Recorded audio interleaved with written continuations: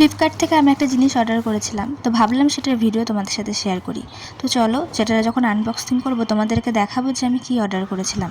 আমার দাদু অনেক দিন ধরে শরীর খারাপ, তো একা একা উঠতে পারে না, একা একা বাইরেও আসতে পারে না, কাউকে ধরে ধরে বাইরে আনতে হয়। সারাক্ষণ ঘরের মধ্যে বসে থাকে, টিভি দেখে, শুয়ে থাকে। তো সেই কারণে দাদু দাবা খেলতে ভালোবাসে বলে দাবা অর্ডার করেছিলাম, আর আমারও খুব দাবা খেলতে ভালো লাগে। তো ভেবেছিলাম যে আমি আর দাদু বসে বসে দুজনে দাবা খেলতে পারবো, দাদুরও তাহলে বোর লাগবে না, টাইম কেটে যাবে। দাবাটা আসার পরেই আমি দাদু খেলতে বসে গেছিলাম, আর দাদু বলছিল যে আমার খেলা অতটা মনে নেই, সব ভুলে গেছি কোন গুটিটা কতটা যায়। এদিকে ভুলে গেছে বলে বলে আমার অনেকগুলো গুটি দাদু এভাবে খেয়ে নিয়েছিল। আর তারপরে মজা করে বলে, এই দেখ তোরটা আমি খেয়ে নিলাম। এদিকে দাদু সাদা ছিল আর আমার কালো ছিল। এদিকে মনে নেই বলে বোর্ড দিয়ে আমার এই সৈনিকটাকে খেয়ে নিল। তবে মাঝে মাঝে একটু ভুলে যায় যে কোন গুটিটা কত ঘর যায়, তখন আবার জিজ্ঞেস করে নেয়।